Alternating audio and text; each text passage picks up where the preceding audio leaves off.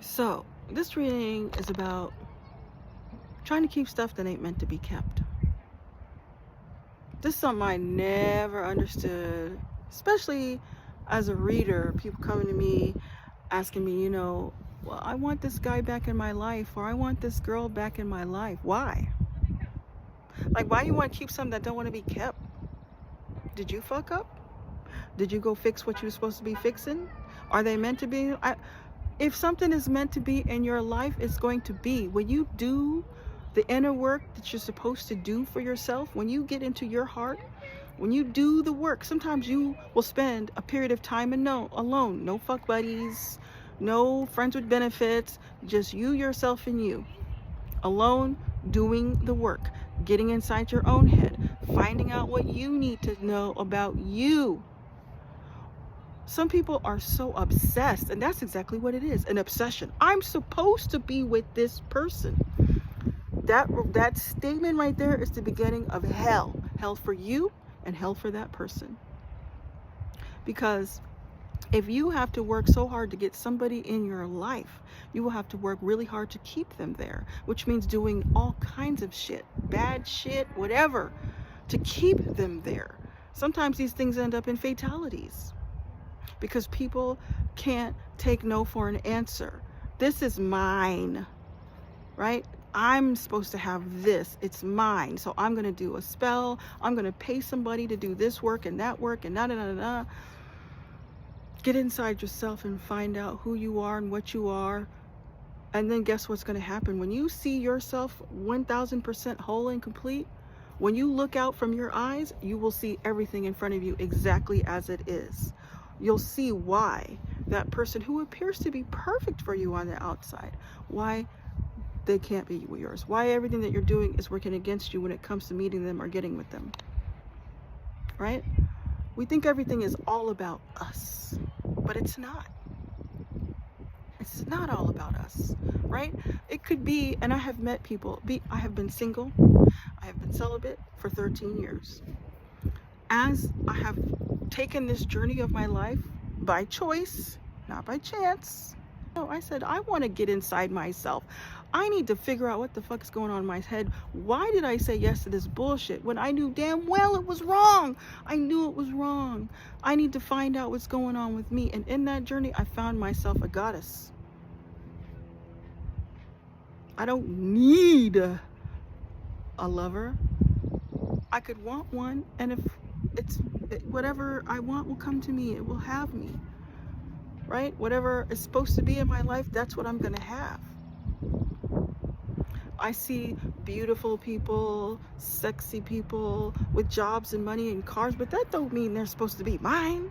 We talk and we have a nice conversation. Sometimes they make me feel good, but that does not mean they're supposed to be mine,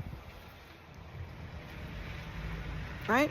We need to learn the difference. Who are these people? Why are they in my life? Why am I having this conversation? Why are we sitting here having this great, luscious energy exchange between the two of us? Why aren't we together? Why can't we hook up? Well, maybe you're not supposed to. Maybe that's not the person. Maybe they just came to deliver a message. Open your ears, open your eyes, open your mind and your heart so you can see more than the flesh, bones, sex organs in front of you, and see the divine. God is walking in front of you. Look and go, I feel the sun. I'm going to let that seep into my vessel. I'm going to take the energy. I'm going to take the feeling and the word. Thank you so much. Goodbye. That's it. We fall in love. But he's so perfect. He was everything. He has to be mine. Why? That's the beginning of hell. When you start saying words like that, he has to, she has to be mine. She's the one. She's so perfect. Not for you, apparently, because it's not working out. Or maybe it's not the right time. But when you get with God, your higher self, and you start working and having these conversations, everything gets revealed. I see now. This person is mine at a later time. Things are being worked out in the energy field. And you start to have energy exchanges that are even better than sex. Not vampirism, no. We're not talking about being a vampire and going out and vamping people's energy without their permission. We're talking about true love. feeling from the inside out, seeing people and loving who they are as what they are, at where they are, not making them to be more or less than who they are right in front of you at this moment. And when you do that, the right relationships will be drawn to you. When you do that, you will open the whole world will change when we all do that. Because now we're not going to be forcing people to love us, be with us, do business with us. How come you won't do business with me? How come you don't want to do this with me? Because I'm not supposed to, right? If I was supposed to, we would be having a different conversation right now. But you're miserable because you're trying to force me into a box I don't belong in. You're unhappy, you're mad, you're angry with me because I don't want to be your boyfriend, girlfriend, whatever, right? And that's not my problem. That's your problem, because I'm not having that problem. I'm like, I'm cool, I'm out here, I'm living my life, I'm feeling good, I know I'm supposed to be here. If I figured that I was supposed to be working with you, I would be feeling some kind of way about that. I'd be like, I think I'm supposed to, I'm turmoil, I'm having pain on the inside. My life is a mess because I'm supposed to be doing this thing. But and then I could openly discuss, hey, I think we might supposed to be working together, but I'm kind of resistant. I can have that conversation with myself. But because I know that's not the case, I could say, I could feel your energy trying to pull me into some shit I'm not supposed to be a part of. Right? How many people out there are with people and you're having a fun time and everything's great, and then all of a sudden you feel this pull, this energy, they're upset and they're and you're like, I have a feeling this person is mad at me because I'm not trying to be down with them. And you're like, in that way, I'm not trying to be down with them to be their boyfriend or their girlfriend or their business partner or whatever. And you're like, well, I told them no.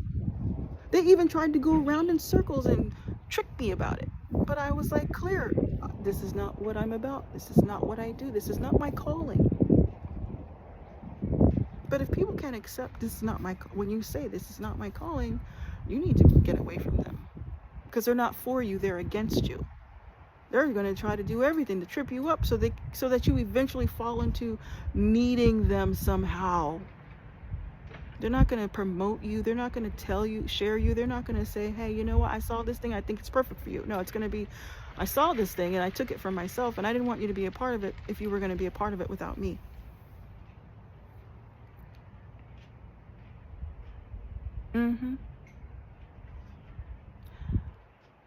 And when you see those things, you're like, nah, they wouldn't do. Yes, they would. That's their little thing that they got to do to make you feel some kind of way, and somehow deep down inside and somehow deep down inside they know. So somehow we've got to be honest with ourselves and make these cuts with people who can't accept you for who you are. Right? Anyways, that's all I came on here to say, and I don't know how I slipped through some vortex. I turned this thing on. I swear to God, it was only on for 2 minutes, and it's been 8 minutes I've been saying what I've been saying. But anyways, Hakuna Matata.